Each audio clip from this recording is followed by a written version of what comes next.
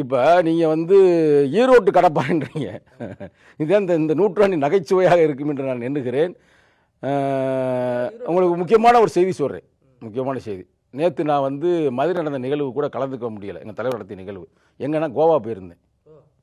கோவா முக்கியமான விஷயம் பிரதர், சாதாரண விஷயம் இல்லை. ஏன்னா அவங்க பரப்பிட்டு வர்றாங்க. நம்ம தலைவர் வேற இப்போ இந்த தலைவர் மேடையில் பேசியிருக்க மாதிரி எங்களை டிஸ்கஸ் பண்ணுவார்ல, அப்போயே கொஞ்சம் எச்சரிக்கையாக இருக்கணும்ப்பா, இது மாதிரி நிகழ்வு நடக்குதுப்பா அப்படின்ற மாதிரி சில நிகழ்வுகள்லாம் சொன்னார். அவங்க சங்கிகள்கிட்ட எவ்வளவு லிங்கில் இருக்கிறாங்க, அவங்களுக்கு 2 பேருக்குமே ஒரே முதலாளி தான். யார், சீமானுக்கும் சரி விஜய்க்கும் சரி, சில நிகழ்வு சொன்னார். அதுக்காக நம்ம கோவா போயிட்டு வந்தோம். அதை கேட்க மாட்டேன். கோவா நான் கேட்க மாட்டேன். நீங்கள் தான் அடுத்து என்ன சொல்ல போறீங்கன்னு தெரியுமே. அதாவது முழுமையான சங்கி வந்து சீமான் இல்லைங்க, முழுமையான சங்கி நடிகர் விஜய் தாங்க. நான் சும்மா போகிறல, இந்த ஆதாரம் இருக்குது, இன்னும் உங்களுக்கு தர்றேன்.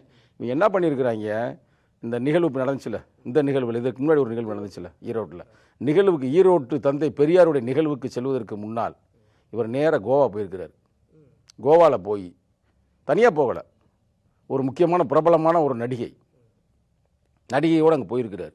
நீ யாருமே நீ நினச்சிக்கிறீங்க, நான் பேரை நான் சொல்லக்கூடாது, கேட்டால் வழக்கு போட்டால் நான் பேசுவேன். கரெக்டாக அங்கே போய் பெரிய யாகம் நடத்தியிருக்கிறாங்க.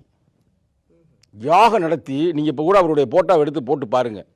அப்படியே வந்து ஒரு சங்கிக்கான அத்தனை முத்திரையும் அவர் முகத்திலே இருக்கும், அவர் கழுத்துலையும் இருக்கும். நீ வேணா எடுத்து பாருங்கள், அந்த போட்டோவை எடுத்து பாருங்க, உங்களுக்கு தெரியும். போயிட்டு பெரிய யாகம் நடத்திட்டு தான் இங்கே வந்து மேடையில் ஏறி இருக்கிறாரு.